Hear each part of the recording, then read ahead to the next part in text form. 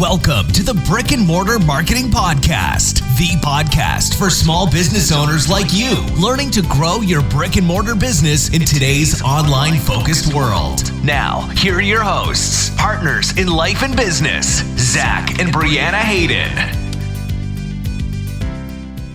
Hey, Brianna. Hey, Zach. How's it going? It's good. I always ask you that, You and we were just sitting in the office together, like, so it's not like it's I like don't we haven't know. seen each other all morning. Yeah, so that doesn't make any sense. This is episode. I think we're on episode 6. I think you're correct. That's bad that I've forgotten what number, it's- but I believe this is episode 6 of the Brick and Mortar Marketing Podcast. That's crazy. I know. Pod fade. Have you ever heard of the term pod fade? No. Pod fade happens when podcasts start and then they fade away because people don't stay motivated to do them or whatever. That's I think it understandable. happens around episode 10, pod fade. So we're coming up on pod fade. Our last podcast, we had exactly 10 episodes, didn't we? I think so. But that's not no, but we did another podcast together, Brianna and I, on the TV show Krypton. I think we mentioned that before on here. Yes. I think so. But that was set. Like we did one podcast for each episode. There were 10 episodes. And there were 10 episodes. So that wasn't our fault that we faded. But 6 episodes. Season 2 of Krypton's coming back on soon, I hear. Soon. May or June, I think. So something like that. We'll be back on the mic for that. Maybe better quality like this. Ooh. Last time we recorded on our iPhones, which was That was awful. we still got it done quick, which was nice. We have learned. We have better production quality now. So in this episode, we're going to go over a little about buyer persona or your customer avatar. And then we're going to talk a little tips and tricks with answering a question that we got last week on the show. And then we'll finish up with a little book report. So let's get right to some brick and mortar babble. Brick and Mortar Babble.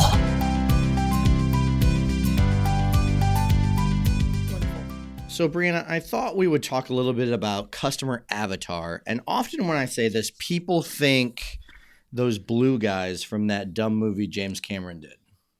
Boy, those are fighting words in some parts. It is a dumb movie. I don't care what you think. But that is not what we were talking about. That is not what we're talking about. So, What avatar are you referring to? a customer avatar is your ideal customer. And a lot of small businesses. That's not everyone. No. Oh. I know. This is the problem. Most small businesses often start and say, who's your customer?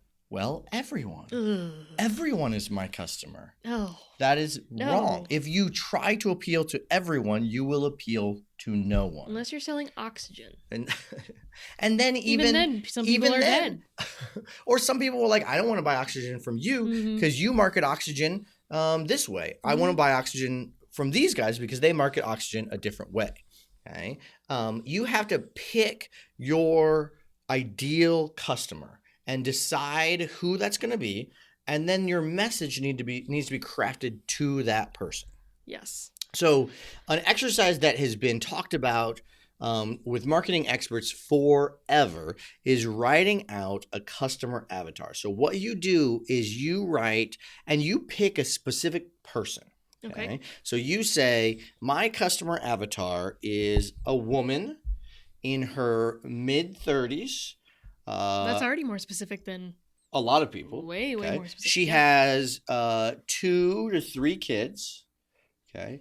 Okay. She works and her husband works. Their kids are elementary school age. She wants to do everything. She wants to have a good career and then take care of the kids. And she wants to make sure that she's keeping the home up and stuff like that. She probably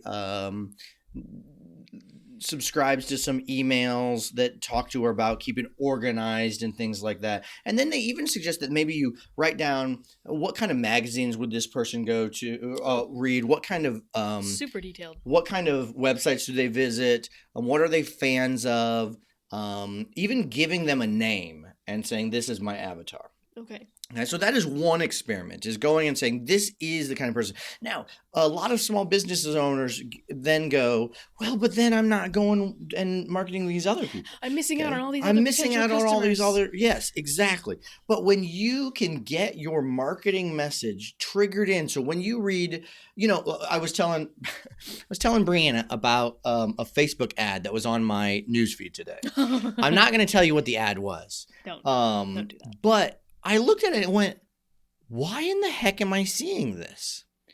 That shows that they don't have a clear enough avatar of who they're trying to. Because what you want is, as a business owner, for someone to read your ad or see your marketing materials and go, oh, these guys know me. Yeah.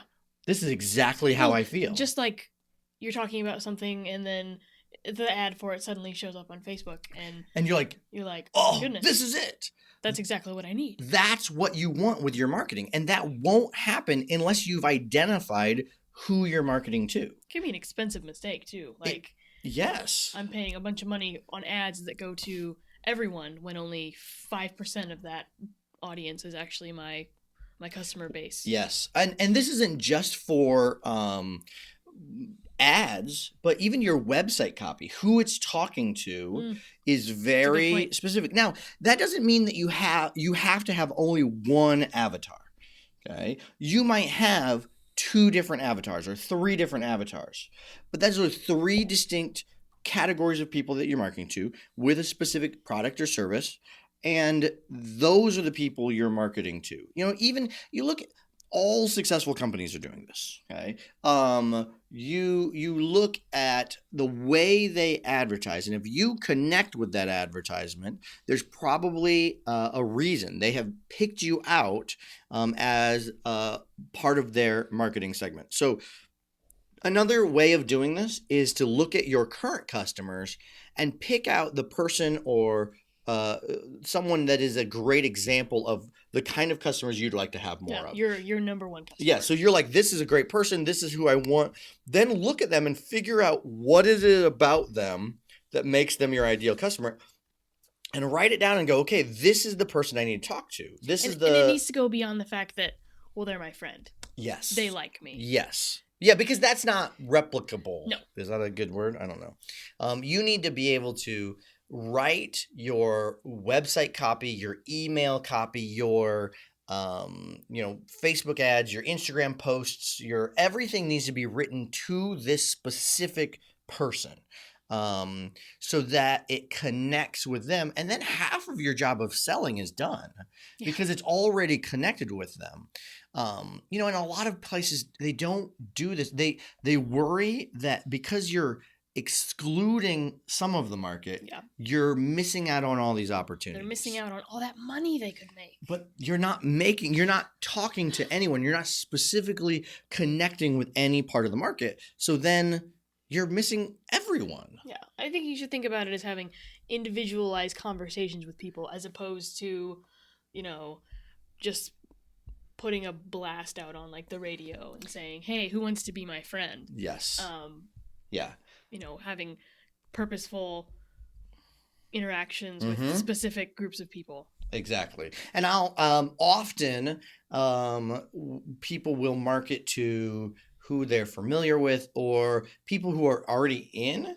Mm-hmm. And if you've marketed to someone who's already in, you might be tweaking your messing to someone different. So I think with that also comes the danger of marketing to people that are just like you. Yes. You as a business owner, you really need to just face up to the fact that not everyone is going to be like you. You could have a great customer and their ideas are completely different. The way they live their lives is completely different. And that's okay. Yeah. So I think it is important for business owners to sit down and come up with your customer avatar. We often have what's called scarcity mindset. Like, there's not enough. Yeah. There's not enough people in this segment, so I can't do this. I have to broaden it. Start specific. Work that angle, and as it grows, then you can move out from there. Okay, but even Walmart has a specific customer avatar. Even Walmart doesn't sell to everyone. They don't sell to everyone because people who like Walmart don't go to Nordstrom's or, necessarily Bed Bath & Beyond or even Target. Yeah. You're usually either a Walmart person or a Target person. You're not, I love to go to both. Not always. That's a good example that like even giant corporations are not for everyone. Exactly. They're not for everyone. And they're not worried about it. And no, just like fast food restaurants.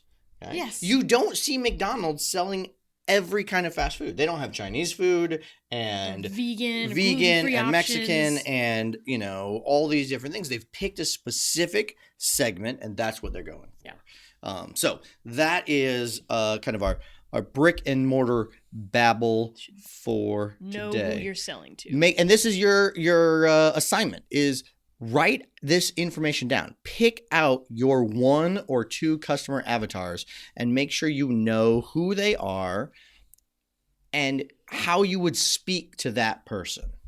All right.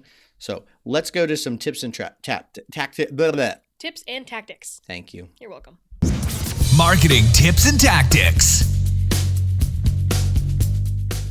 So we got a question, or we asked in our Facebook post last week, what was one of the number one challenges you had with marketing right now? And one of the responses was from a dedicated watcher, listener. Thank you, Scott. Hi, Scott. About how to make time for this kind of stuff because I sit at a computer half the day. But not all small business owners have that luxury. They're doing things. They have other jobs. They've got a job or a job that is not part sitting at a computer. Yes. Where you have the opportunity to do this. So one of the things that is super important is one, making sure that you are keeping yourself organized in some way on what is priorities and what is not. That's the hard part. That is really hard. It took me years to figure out a good system for myself. Otherwise, you're just grasping at straws all day long. Yeah. And there's tons of information about the best way to do this. Some people, there's like I've read The Miracle Morning and it's got a great system and I hate the morning. So it's just not, some people do paper planners. I've tried a ton of paper planners. Yeah. I've used different software on my phone and my computer. I finally got a system now that works for me, but I'm not going to tell anybody like, this is how you should do it. This one is the one. No, everyone's different. A different system will work for different people. Exactly. But you have to make sure that if it's not scheduled or not written out that like, hey, I have to do this, you're not going to do it. Yeah, and you need something to hold yourself accountable. Yes, something will come into place. So like the reason that we haven't fallen into pod fade yet is that I have on my calendar every Tuesday at 1 o'clock, we record the podcast. Yep. Otherwise, it wouldn't get done. We would get to the end of Tuesday and I'd go, oh crap, we forgot to record a podcast today because it's on my calendar. You have to be consistent. So with social media, much of that can be done for a small business. Much of that can be done. You take 1 half-hour time block, sit down at a computer and schedule a full week of posts. Okay. I think for most small business owners, that is the best solution. Now, we do that for some businesses. Yeah. We know that they're busy. They don't want to make social media posts. And so we will sit and create content, by we, I mean Brianna, for that business to their avatar. It's even better if a business gives us their avatar. So we know who like we're talking this is to. who we're trying to reach. We can craft the post that way. But then she sits and she creates a week or 2 weeks of content for that business. Then you as a business owner, just once a day should pop on your phone and just double check to make sure there's nothing I need to respond to. Yep. If there are any messages or comments, make sure you like people's comments and things like that. Yes, be interactive. Be purposeful with your interactions. What? Social, you mean? Yes. On social media. Social media. Whoa, crazy. But you're not, I would like to do a better job on my martial arts school's Instagram account. But I don't have it scheduled. Yeah. So when I think, this is a good, video or this is good, I'll pull out my phone and I'll do it. But it's not consistent then. And if it's not consistent, it's not quite as impactful. Yeah. But if you sit down and you schedule a week's worth of content, and then throughout the week, if you remember, oh yeah, this looks good, this would be good on social media, then you write that down too. Or collect things ahead of time, or yes. And that way, during your half an hour, you don't have to sit and think, okay, what am I going to post about? You already have that collection all put together or somewhat put together. So follow pages that are like yours. Yes. So I do this often. I'll find a quote or something, and I'll send it to Brianna and say, hey, this would be good for some content. Or I'll send it to my assistant and be like, hey, we need to put this in the Facebook group. Yeah. And so if you just collect those things, there's apps to do that with, just paper and pen if you want to. The save feature on Facebook. I love the save feature on Facebook. Screenshot things. Yeah. There are a million ways to do it. And so then just make sure you've scheduled time to get onto the platform and schedule things once a week. No. Once every. I mean, you could do a month's worth at a time if you wanted to. That's a lot, depending on how often you're going to post a week. We used to do that. And that can be a little daunting. And sometimes I suggest one. If you do 1 week and schedule for 2 weeks, and then the next week you schedule for 2 weeks, you get yourself a little buffer zone. So if 1 week you're like, oh crap, I can't schedule it, you're safe. Like, I am swamped this week, I'm not gonna have time to make any content. Think of that ahead of time. Always give yourself about a week's worth of extra content scheduled out. That's what I do with clients, just in case something comes up and I'm not able to make as much content as I would like. So that way clients are still safe, I'm safe, everything's all good. And like we talked about last time, your Facebook page's content, not your group, but your page, should talk specifically to your future customers, which are the avatar that we talked about earlier. Okay, so we're relating this right back. When you look at the content you're going to post, that needs to be the avatar that you are looking for. Oh, I just ruined my broadcast. Is it still working? I think we're still working. Sorry for any interruption. Oh, man. That was crazy. Technology sometimes. So, scheduling. Yes. Put it on your calendar. Get it done. And make sure, you need to realize that though right now you might not think it's a priority, it needs to be. Yeah. It gives you credibility. And as we continue Facebook, Instagram, these social platforms, especially Instagram, is going to continue to grow. Yeah. They're going to continue to have more reach. You're just going to want to make sure you have this information out there. And if you just continue to be like, oh, I'll do that next week, or I'll do that next week, you're not going to do it. You need to put it on your calendar. Get your spouse or your business partner or just somebody that you can say, hey, keep me accountable. I'm going to do this starting on this day, and I'm just going to be consistent with it. Yep. Whether it's a person, software, an app, whatever. Yeah. And you just schedule it. That's the biggest thing. Yeah. You can schedule it right through Facebook. You don't need any special programs to do it. It's just anybody can do it. Yep. If you don't know how to, let us know. We'll film a video and put it on our Facebook page. If you don't know how to do it, we'll do that. Just let us know. So let's go to our. I do have one more question. Oh yeah, go ahead. Another part of Scott's question was responding to people's questions that they have online. Online that throughout the day they send your business a message and say, hey, what's the price of this, or what are your hours on this day, or what do you think about just all the things that can be very overwhelming as people like yourself have notification anxiety. I do. Well, I will say that we need to make sure that we put communication with customers in its proper place in priority. Mm-hmm. Though I might be very annoyed, and I am, when I sit at my desk and I'm like, okay, I'm dialed in to do some work. Yeah. If a customer messages me right then on Facebook, I'm going to stop what I'm doing. I'm going to talk to that customer. Yeah. Because that is a potential client. That's a potential student. That's a potential income that's going to come in. And I want to provide the best customer service. So just like in a business, we would never, like at my parents' motorcycle shop, you'd never let the phone just keep ringing ringing and ringing. No, You'd stop and you'd answer the phone. Social media is that way now. And it is annoying for business owners that